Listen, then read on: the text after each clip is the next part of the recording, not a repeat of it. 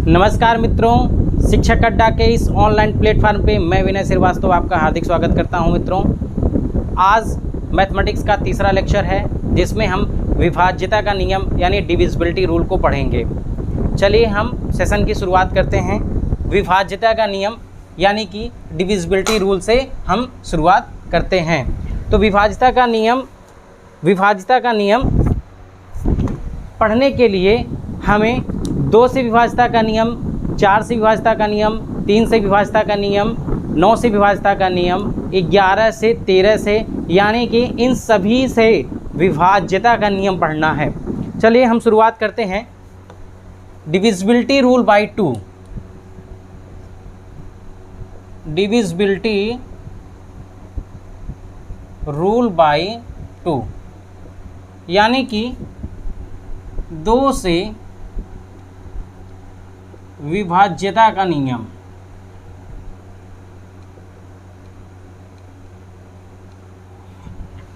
हाँ मित्रों, 2 से विभाज्यता का नियम यह है कि किसी भी संख्या का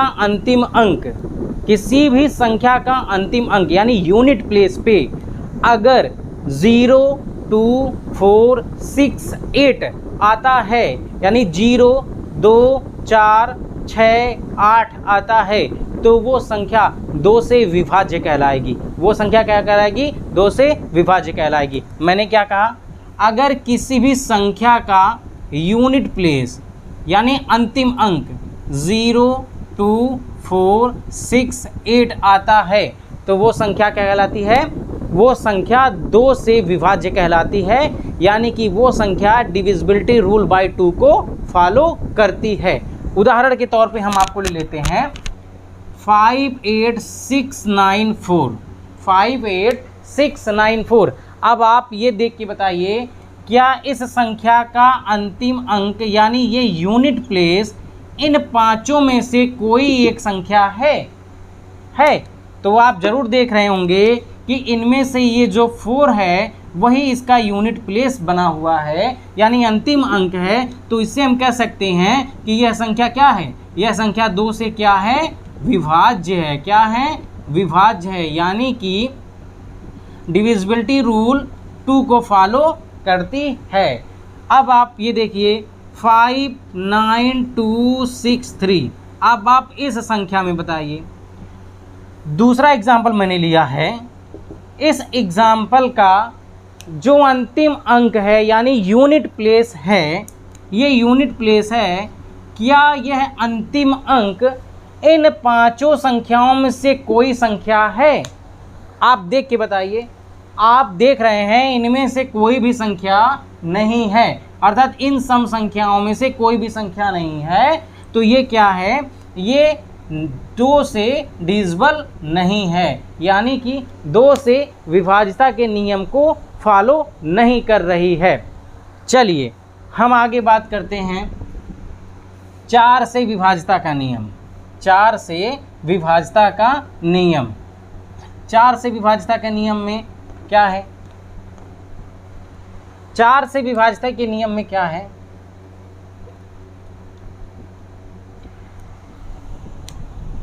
4 से वही संख्याएं विभाज्य होंगी, यानी कि वही संख्याएं पूर्ण रूप से कटेंगी जिसके अंतिम के 2 अंक 4 से पूर्ण रूप से कट जाएं। वो संख्याएं क्या कहलाती हैं? 4 से विभाज्य संख्याएं कहलाती हैं। मैंने क्या कहा? लास्ट के अंतिम के 2 अंक अगर 4 से विभाज्य हैं तो वो संख्याएं 4 से विभाज्य होंगी। जैसे मैं बात करता हूँ 4 से विभाज्यता के नियम में, मैं एग्जाम्पल लेके आपको समझा रहा हूँ। 687936। ठीक, अब आप देखिए इस संख्या का अंतिम का 2 अंक क्या है? 76, यानी कि कितना है? 76 है। अब आप इस 76 को आप देखिए, क्या ये 4 से डिविजिबल है? 4 से कट सकता है? देखिए इसको हम 4 से चेक कर लेते हैं। सबसे पहले अब आप देखे होंगे कि ये जो शेषफल रिमाइंडर है हमारा 0 मिल गया, यानी कि ये परफेक्ट रूप से इसे यानी पूर्ण रूप से 4 से कट गई। तो ये संख्या जो हमारी दी हुई संख्या है, ये संख्या हमारी किससे विभाज्य होगी? 4 से। किससे विभाज्य होगी? 4 से। इसी क्रम पे अगर हम ले लेते हैं, दूसरा एग्जाम्पल ले लेते हैं, 523891। अब आप इस संख्या को बताइए, क्या यह संख्या 4 से विभाज्य है? तब आप ये देखेंगे कि लास्ट की जो दो संख्याएं हैं 91 यानी 91 है, ये 91 4 से कंप्लीटली यानी पूर्ण रूप से डिवाइड नहीं है। तो हम कह सकते हैं कि ये संख्या हमारी क्या है? 4 से विभाज्य नहीं है। क्या है? 4 से विभाज्य नहीं है। चलिए हम आगे क्रम की बात करते हैं। अब 3 से विभाज्यता का नियम लेते हैं। 3 से विभाज्यता का नियम लेते हैं। 3 से विभाज्यता के नियम में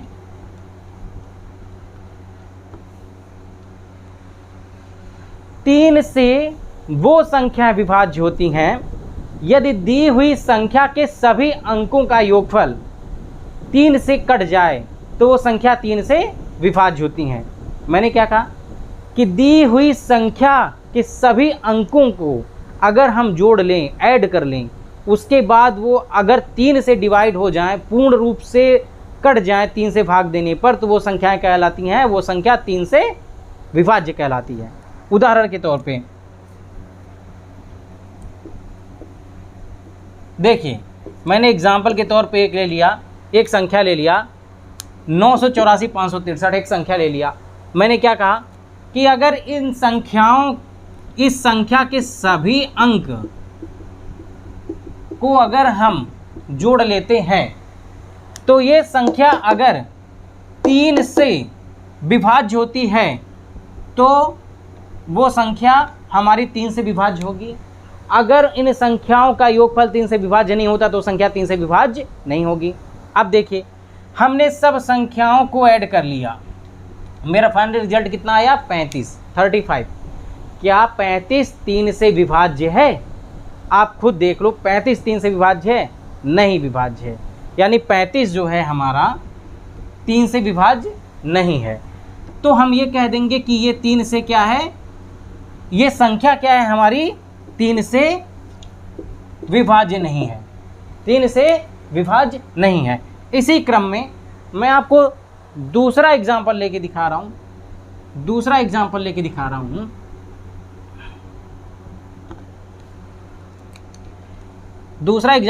695421। आप देखिए, अब इस संख्या के सभी अंकों को हम ऐड कर लिए, 6 + 9 + 5 + 4 + 2 + 1। अब आप देखिए ये कितना हो गया आपका? 27।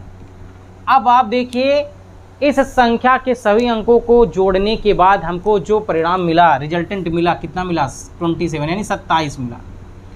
अब ये 27 जो है क्या 3 से डिवाइड है? हाँ बिल्कुल यस है।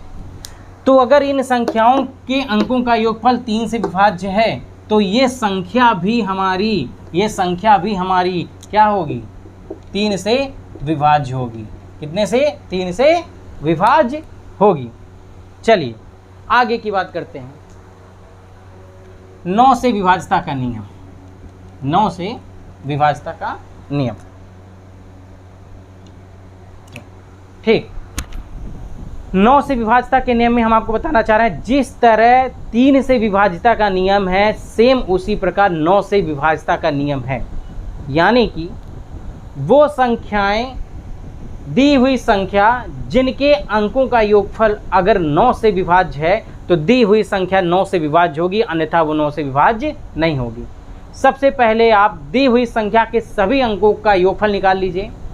योगफल निकालने के बाद अगर आप उसमें 9 से भाग दे रहे हैं, वो संख्या पूर्ण रूप से कट जा रही है, तो दी हुई संख्या 9 से विभाज्य होगी, अन्यथा वो संख्या 9 से विभाज्य नहीं होगी। हम उदाहरण के तौर पे एक ले ले रहे हैं, उदाहरण के तौर पे ले ले रहे हैं 245619। 245619। अब मैं सबको ऐड कर दूं,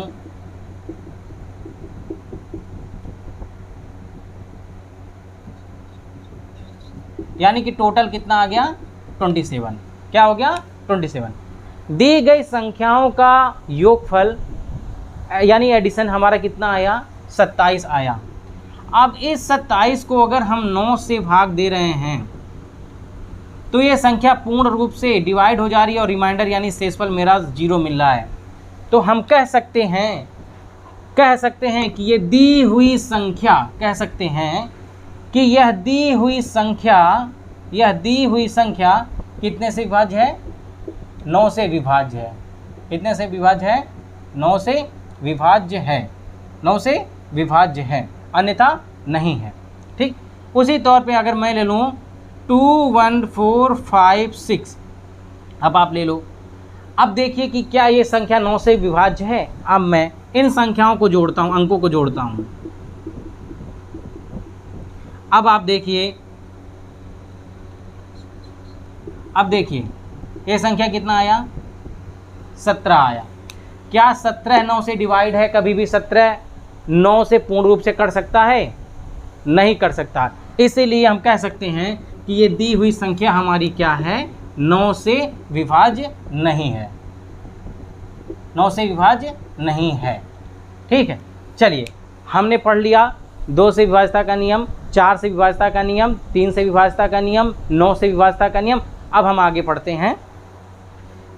पढ़ते हैं 5 से विभाज्यता का नियम। अब हम पढ़ते हैं 5 से विभाज्यता का नियम।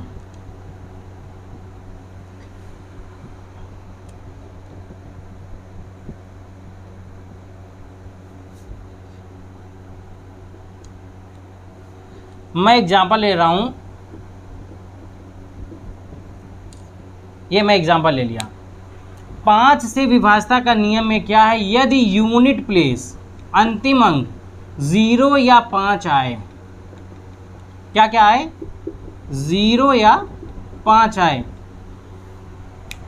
यानी 0 या 5, 0 या 5 आए तो संख्या 5 से विभाज्य कहलाती है। अब देखिए मैंने एग्जाम्पल ले लिया 68590, एक संख्या मैंने लिया 68590 यानी 68590, ये मैंने एक संख्या ले लिया।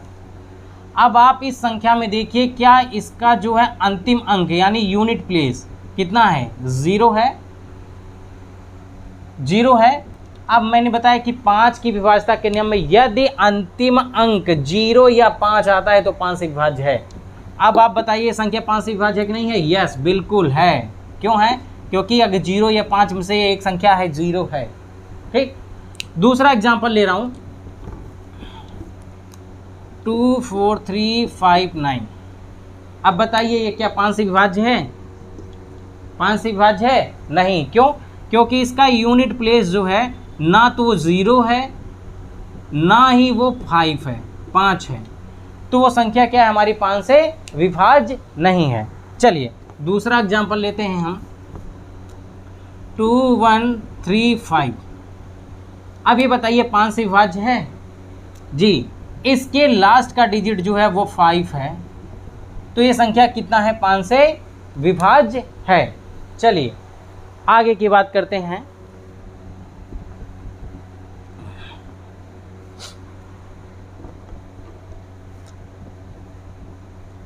डिविजिबिलिटी बाय 10 या 10 से विभाज्यता का नियम के बारे में। 10 से विभाज्यता के नियम में क्या होता है, अगर इसका यूनिट प्लेस 0 हो, क्या हो 0 हो, तो वो संख्या क्या होगी हमेशा 10 से विभाज्य होगी।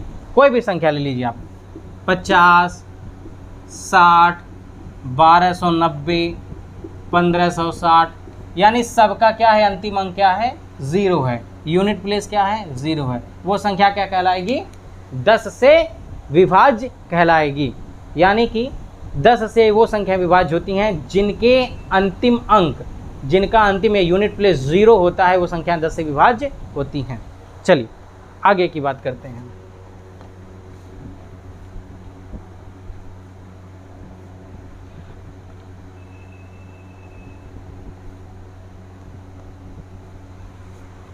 डिविजिबिलिटी बाई 11, 11 से विभाज्यता का नियम। 11 से विभाज्यता का नियम क्या है? 11 से विभाज्यता का नियम ये है कि यदि 11 से विभाज्यता का नियम यह है कि यदि दी हुई संख्या के अंकों को हम इवन ऑड के टर्म में अलग अलग कर लें, यानी कि दी हुई संख्या के जो अंक हैं उनको हम सम स्थान और विषम स्थानों के रूप में अलग अलग कर लेते हैं, तो विषम स्थान पे आने वाले अंकों का योगफल और सम स्थान पे आने वाले अंकों के योगफल का अंतर देख लेते हैं। अगर वो अंतर या तो 0 आता है या तो 11 आता है तो वो संख्या 11 से विभाजित होगी। मैंने क्या कहा? अगर दी हुई एग्जाम्पल के तौर पे मैं ले लेता हूँ, एग्जाम्पल एक मैं ले रहा हूँ 294354117। मैंने कहा, मैं एक एग्जाम्पल ले रहा हूँ, एक संख्या है।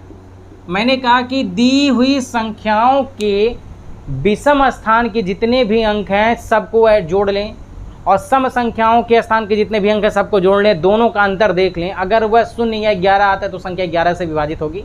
चलिए, मैं ये सबसे पहला पोजीशन जो है मेरा ऑड यानी विषम है, इस पोजीशन को हम क्या कर रहे हैं, सबको लिख ले रहे हैं और ये सम संख्या के जितने भी हैं मैं सबको अलग कर ले रहा हूं।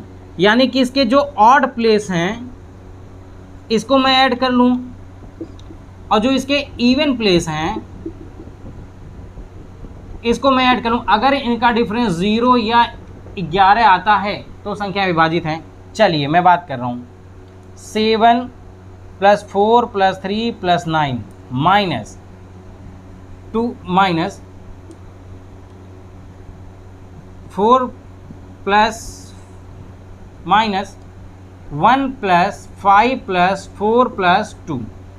ठीक, मैंने किया। अब आप देखिए, ये है आपका, इसको डिफरेंस किया मैंने, आया 11। कितना आया? 11। यानी कि इसके ऑड प्लेस का मैंने इसके विषम स्थानों की संख्याओं का योगफल निकाला और सम संख्याओं के स्थानों का योगफल निकाला तो हमारा क्या आ गया? 11। मैंने क्या कहा?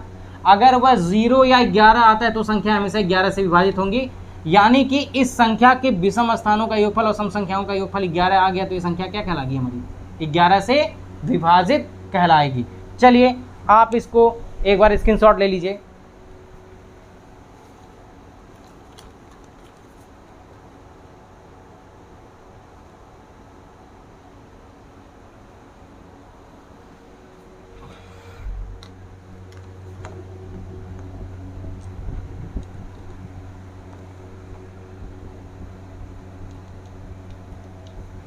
चलिए, अब हम बचता है 7 और 13 से विभाज्यता का नियम। कौन सा बचता है? डिविजिबिलिटी रूल बाय 7 और 13, यानी कि 13 से विभाज्यता का नियम, 7 और 13 से विभाज्यता का नियम। हम एग्जाम्पल के तौर पे सबसे पहले एग्जाम्पल ले रहे हैं 7 से या 13 से विभाज्यता का नियम चेक करने के लिए हम दी हुई संख्याओं को 2 भागों में बांट लेते हैं।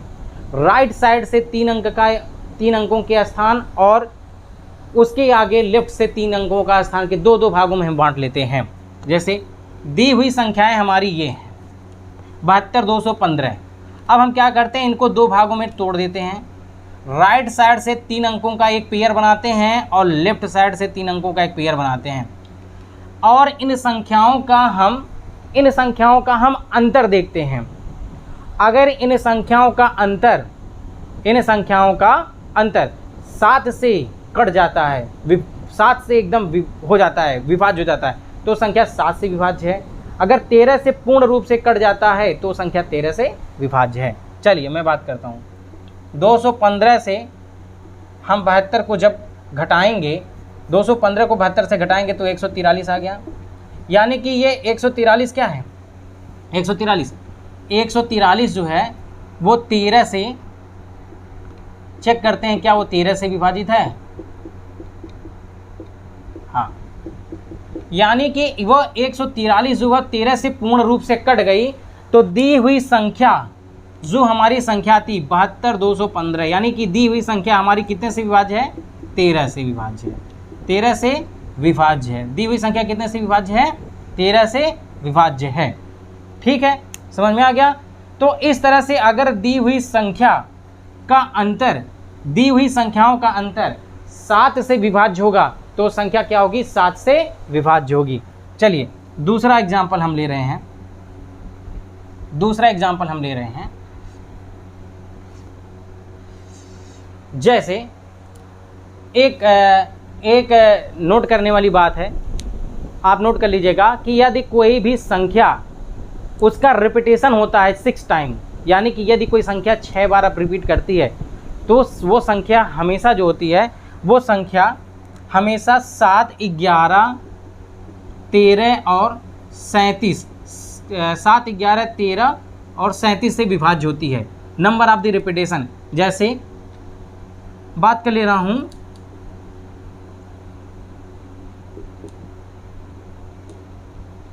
दो छः, ठीक। कोई भी संख्या, किसी भी संख्या का रिपीटेशन अगर एक ही अंक का 6 बार होता है, रिपीटेशन होता है, तो संख्या 7, 11, 13 और 37 से विभाज्य होती है। उदाहरण के तौर पे मैं ले लूँ, उदाहरण के तौर पे जैसे अगर 22 ये संख्या है,